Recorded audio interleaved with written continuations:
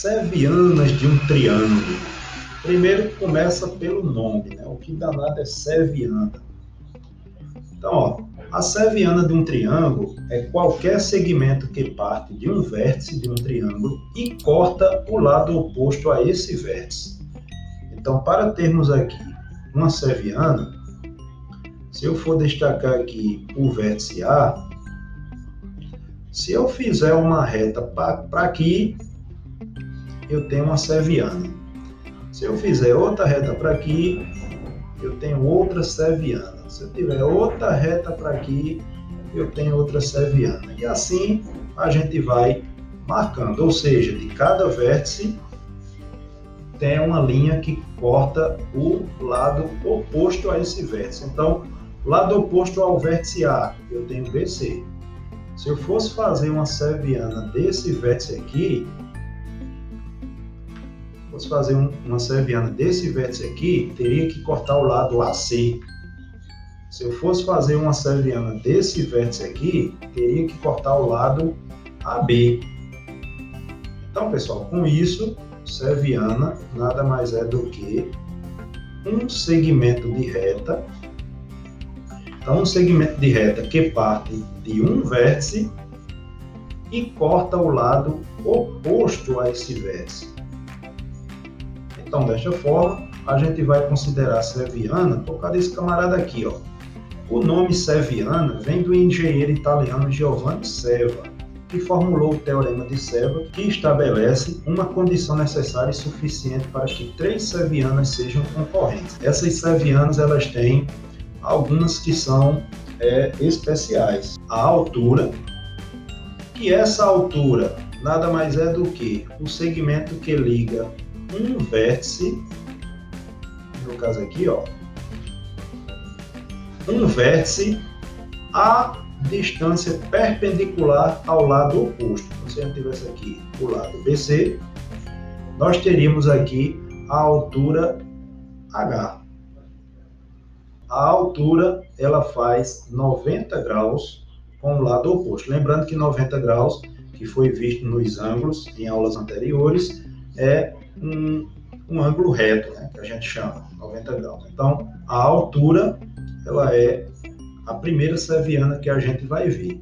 Aí, no triângulo, quando a gente junta todas as alturas, a altura aqui e a altura aqui, nós temos um ponto de encontro. E esse ponto de encontro é o que a gente chama de ortocentro.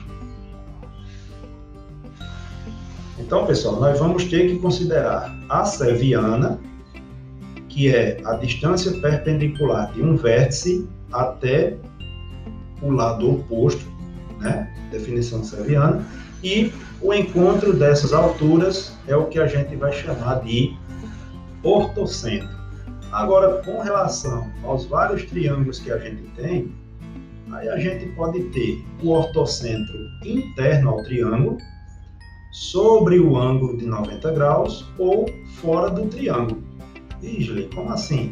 Então, se a gente pegar esse triângulo que é igual à figura anterior, essa daqui só que invertida, então a gente poderia traçar aqui, ó, a primeira altura,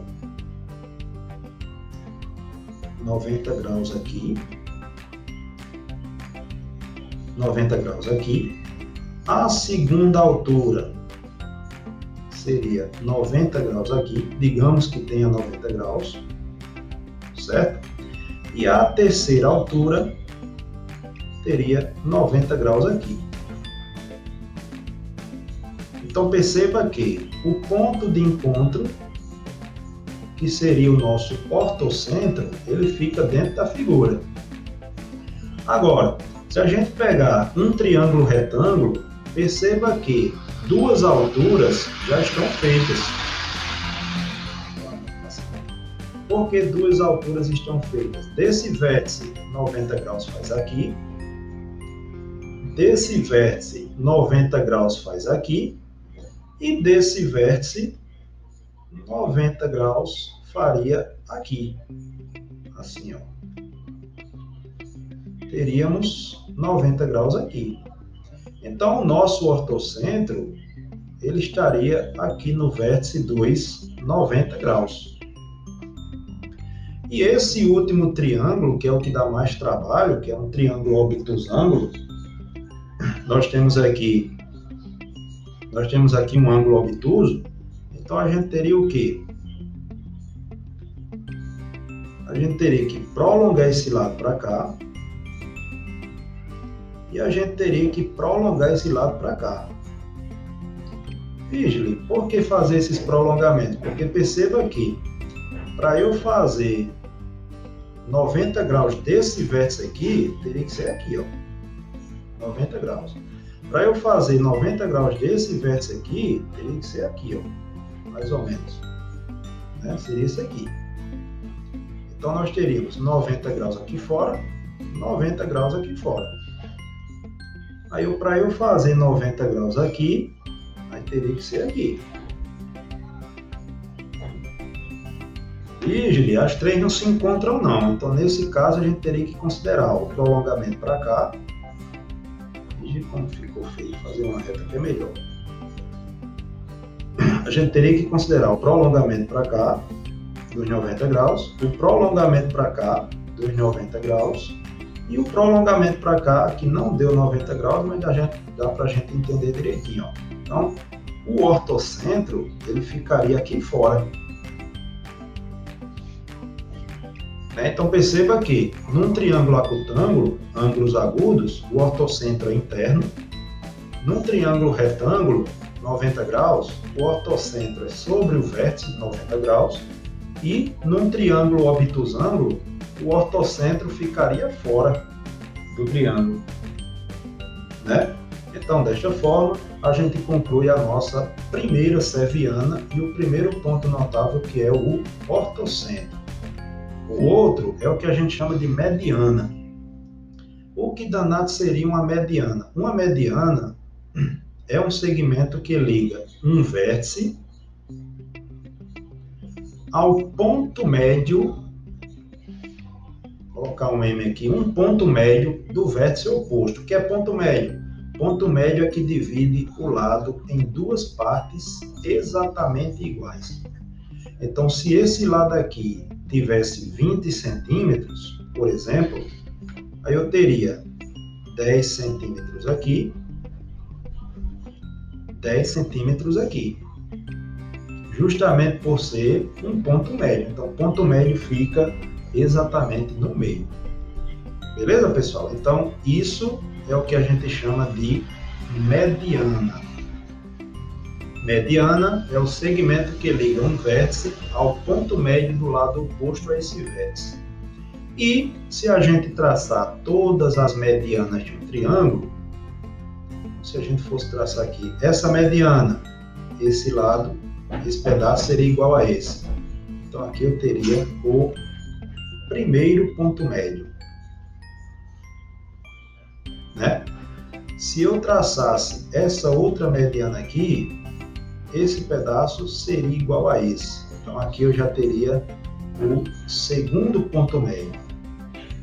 E se eu traçasse essa outra mediana aqui, esse pedaço seria igual a esse pedaço aqui, então eu teria aqui um outro ponto médio.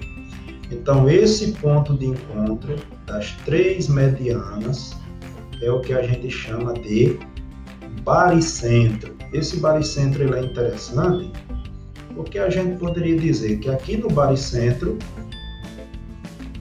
há o centro de gravidade do triângulo. Vigile, como assim o centro de gravidade? Se eu pegasse um cordão e pendurasse nesse pontinho aqui, o triângulo ele ficava exatamente plano com o chão. É por isso que a gente chama de centro de gravidade. Então, o baricentro é outro ponto notável, que é o encontro das três medianas do triângulo. Beleza? Outra mediana que a gente chama de bissetriz interna. Primeira coisa, que é uma bissetriz. A bissetriz, ela divide o ângulo pela metade. Então, a bissetriz, ela divide um ângulo pela metade. Então, se eu representar aqui esse segmento azul como sendo uma bissetriz, essa parte do ângulo seria exatamente igual a essa parte aqui. Então, se eu tivesse um ângulo de 40 graus aqui, eu teria 20 de um lado e 20 do outro. Então, aqui é o que a gente chama de bissetriz interna do triângulo. Então, se a gente traçasse as três bissetrizes do triângulo, ou seja, esse lado igual a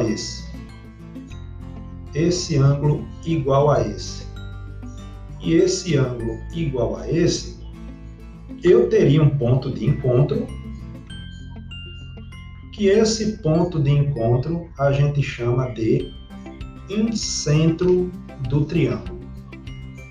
Então, a bissetriz divide um ângulo em duas partes iguais e o ponto de encontro das três bissetrizes internas de um triângulo a gente chama de incentro. Esse incentro, ele representa o centro da circunferência inscrita.